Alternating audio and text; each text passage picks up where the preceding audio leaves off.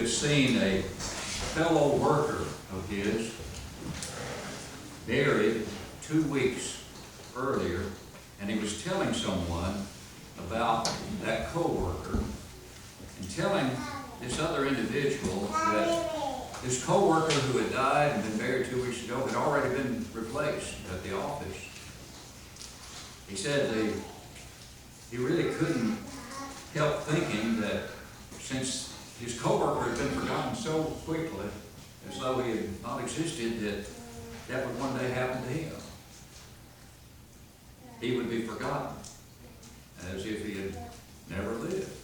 That was the feeling he had. You see, he was haunted not by the fear of death, but by the thought that at his death, his life would have been of no real importance, no lasting benefit. You know, Solomon looked at life under the sun and declared at first that all is vanity. But after he had cataloged all the world's evils and deciding that the roads of wealth and wisdom and women and wine all led to dead ends, he advised in the passage Ian read earlier to us in Ecclesiastes 9, 7 through 12, this advice. Let's hear it again. Go eat your bread with joy, and drink your wine with a merry heart, for God has already accepted your works. Let your garments always be white, let your head lack no oil. Live joyfully with the wife whom you love all the days of your vain life, which he has given you under the sun. All your days of vanity, for that is your portion in life, and in the labor which you perform under the sun. Whatever your hand finds to do, do it with your might, for there is no work or device or knowledge or wisdom in the grave where you are going. I returned and saw under the sun that the race is not to the swift, nor the battle to the strong, nor bread to the wise, nor riches to men of understanding, nor favor to men of skill, but time and chance happen to them all. For man also does not know his time. Like fish taken in a cruel net, like birds caught in a snare. So the sons of men are snared in an evil time when it falls suddenly upon them. Whatever you do, he says in that passage, do it with your might. Do it with all your might. Live every day to the fullest. Gaining satisfaction is his point, not in a few great deeds, but in thousands of little ones. Well, how do we do that? How do we do that? I suggest we do it by following 4 rules for living. 4 rules for living. Think with me about those for just a few moments this morning. First one is accept adversity. We need to accept adversity because it comes at some point or time. You know, we mentioned just this morning about my sweet granddaughter, my youngest, Lindsay. And there was a brief time when we did not know, and she did not know whether or not that adversity suddenly thrust upon her was going to take her life. In fact, she said as they were wheeling her to the operating room, I feel myself slipping away. And what about my little baby? And what about my husband? Whom will he marry to take care of him and her? But she said, I worked so hard to have this baby, I sure don't want it to end like this. And she was brave and strong and courageous, and God blessed her, obviously, and blessed all of us who were so concerned. But that was adversity. It was adversity that could have ended in a tragedy that would have been difficult to describe. And there was pain involved for her, tremendous pain, because much of what they did so quickly and without anything but some nitric oxide, nothing else. And yet she was so brave, calm, and courageous during that time. Pain is a part of life. And we have to prepare to accept adversity and pain, or else we'll never dare to hope or love. We can't avoid it or try to avoid it. We must we must have a readiness to feel, and to feel pain at times, or else we'll never fully appreciate joy and lack of pain. You know, why do you think there's so many suicides? And they are numerous, and especially among so many of our young people these days. Why do we have so many suicides today? Perhaps it's society's attitude toward pain, at least in part. That may be a factor. In other words, we've been led to believe that for every pain there's a pill. And if we don't have that relief, if the pain doesn't go away, then many people just cannot cope with it. And so tragically, they take their own lives. But pain is a part of life, and it will not last forever. Even if it's chronic pretty much throughout much of our lives, and there are those who deal with chronic pain on a daily basis, it still will not last forever. And it is bearable. Broken hearts, like broken bones, will ultimately heal. I remember when I was preaching in Greenville, Tennessee, we had a brother, Tom Miller, come and do a brief seminar, in effect, a brief meeting, but the emphasis was on grief and dealing with grief, and he had been doing this because he had lost his wife, and he knew firsthand about grief. But I'll never forget something he said as a part of that series. He said, after loss, there is life, love, and laughter. After loss, there is life, love, and laughter. So we have to, as our first rule for living, accept adversity. Prepare for it and accept it. Second rule for living is learn to love and to lean. You know, we all need to be close to at least a few people who will share our whole lives and with whom we can share our whole lives. There's an illustration, a scene from a TV play in which there are honeymooners. They're standing at the railing of a ship on their honeymoon, and the bride says to her new husband, if I were to die tomorrow, I would feel that my life has been full because I have known your love. And then the scene changes as they walk away from the railing of the ship, revealing the life preserver, which says, Titanic. There was a man who watched a small boy and girl build a sandcastle on the beach. And it was quite an elaborate sandcastle, but just about at the culmination of the building of it, a giant wave came in and just washed it all away. And the observer fully expected to see the little boy and girl burst into tears. And yet they didn't. They just laughed, jumped up, and scurried down the beach, holding hands, where they eventually stopped and started building another sandcastle. Well, what does that tell us?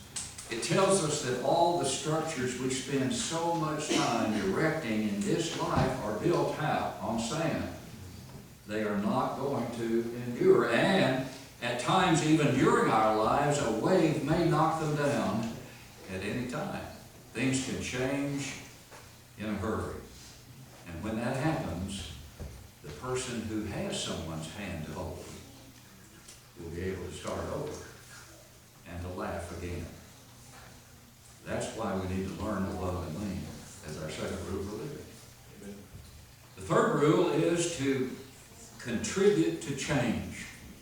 Make sure that we live lives that contribute to change. We can make a difference, not by teaching in a classroom necessarily, not just in the classroom, though that's certainly a viable way to do so, but in the classroom of life. We can do a world of teaching.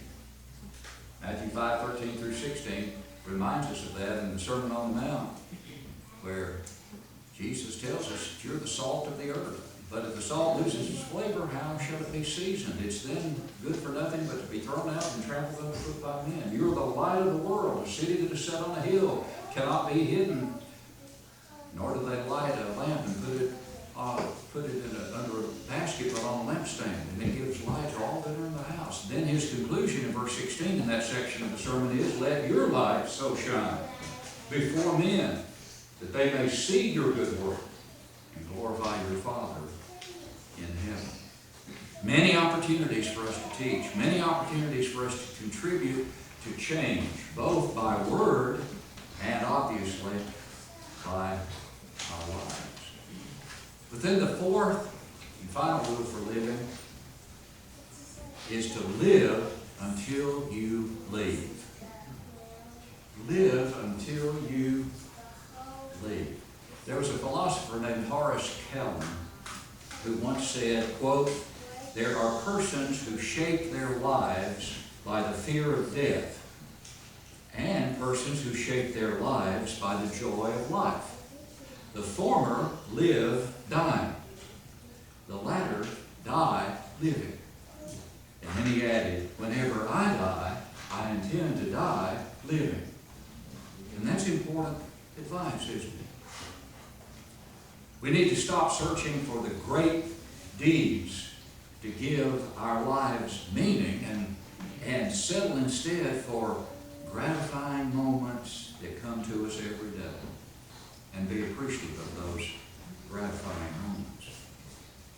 Now, there are a lot of people who think today, and I think especially in the political world, that life is about power. And I think we're seeing that tragically at work, more so perhaps than we've ever known. But life is not really about power. It's about passion for living. It's about loving. And it's about being loved. And it is not about amassing great wealth, though some seem to think that's all life is about, is amassing great wealth, and they're willing to do things that are against the law in order to amass that thing. You may have read about the chief financial officer of Bed Bath & Beyond recently jumped 18 stories to his death.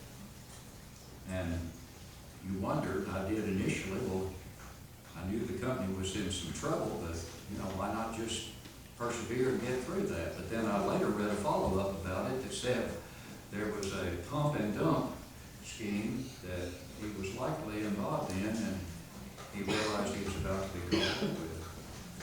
And so, instead of making things right, he just took his life. Gets us back to the idea we talked about earlier about some just can't face adversity, even when they've been responsible for creating their own adversity and affliction. How tragic that is. So it's not about amassing great wealth. It's about accumulating the real treasures along our life's journey. And what are those real treasures? Oh, they're numerous. A new friend, a new truth learned, a new experience gained, all of which make us richer than we were if we simply not lose sight of them or take them for granted. But here's the question. Can we deal with the question of life's ultimate meaning without reference to God? And that answer is obvious. Solomon could not do that. He believed that life had to be more than just a biological existence.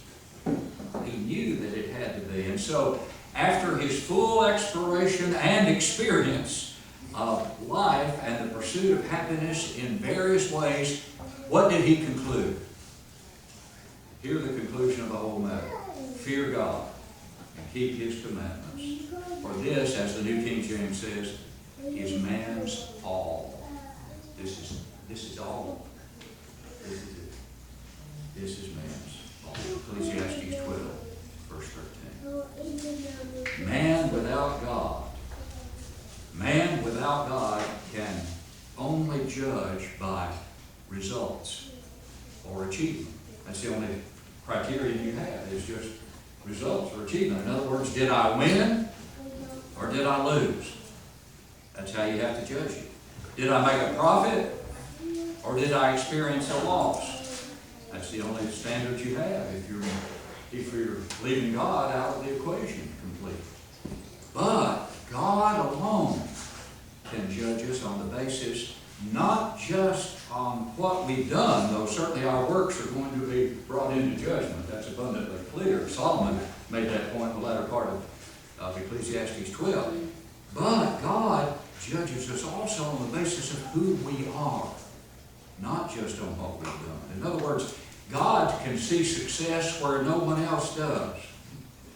God will give us credit for angry words which we did not speak. God knows of the temptations that we have successfully resisted and not entered into. He knows of our patience and our gentleness that is seldom noticed by those around us who appreciate it. He knows.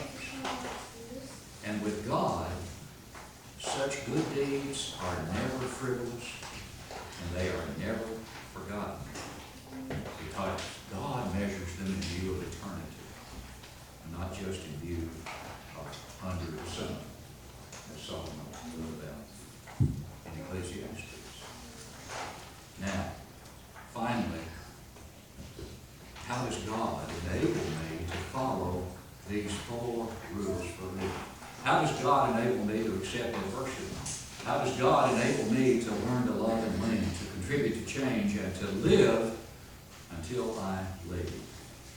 Well, in terms of accepting adversity, I can look at a passage like Philippians 4:13, where Paul said, I can do all things through Christ who strengthens me.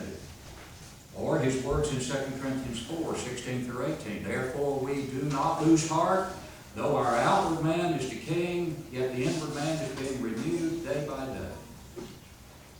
For our light affliction, which is but for a moment, is working for us a far more exceeding and eternal weight of glory, while we do not look at the things which are seen, but at the things which are not seen. For the things which are seen are temporary, but the things which are not seen are eternal. That's how Paul dealt with his adversity. He always had his eye on the things that this physical eye could not see. How does God enable me to learn to love and to lean? What about his words to the disciples in John 13:34 and 35? A new commandment I give to you, he said, that you love one another, and here's the newness of the commandment, as I have loved you. Love was not new, but love to the degree that he enjoined upon them there. Love as I have loved you. A new commandment I give to you, that you love one another even as I have loved you. By this, he said, all men will know that you are my disciples, if you have love one to another. By following his example of love, we learn to love and to lean. We love him, 1 John 4:19, because he first loved us. And if we hate our brother and claim to love God, that's an impossibility, John reminds us. So learn to love and lean based upon passages like John 13:34 and 35.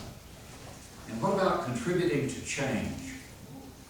Think about the great heroes of the faith in Hebrews 11, how they contributed to change. Think about Abel, for example. By faith, Hebrews 11:4, Abel offered to God a more excellent sacrifice than Cain, through which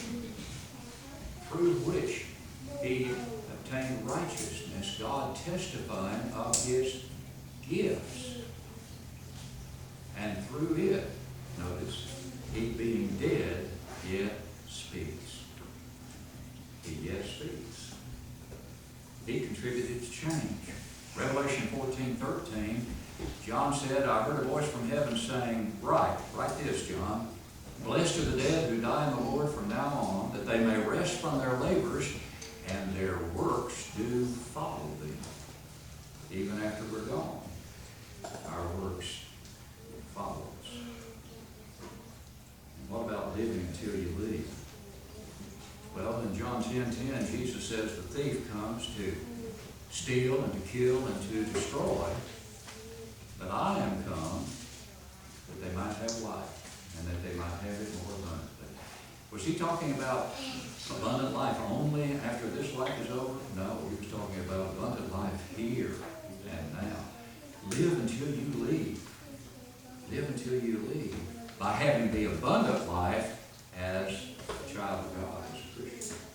And in Revelation 2:10, there to the church at Smyrna, Jesus, through John, said, you're going to have tribulation. Indeed, some of you are about to be thrown into prison that you may be tested. You'll have tribulation 10 days. But in the first part of the verse, he said, don't fear those things that are about to come upon you.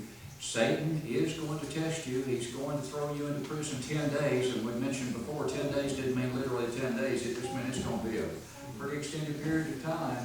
But the admonition at the end of the passage was be faithful until death, and I'll give you the crown of life. Live until you die, faithfully as a child of God, no matter what. And don't falter in that faith 5 minutes before death, but live until you die, even if you're called upon to die because of your faith. And there have been many who have, especially in the first century. So when are we truly alive? We're truly alive when we're no longer afraid to die. That's when you're truly alive. And what Brother Dow read in 1 Corinthians 15 fits in beautifully here. Death is swallowed up in victory. That whole passage is a passage of optimism for the child of God. Why should we fear the transition that is coming that involves a what? A heavenly escort, as it were, by the angels of God into paradise. When you read Luke 16:19 through 31, and you see that when Lazarus died, he was escorted by the angels into Abraham's bosom, into paradise. Why should we fear a heavenly angelic escort when this life is over? So you're truly alive when you're no longer afraid to die, but the only one who should not be afraid to die is the Christian. And if you're not a Christian this morning, I hope you're afraid to die. Is that a bad statement? No.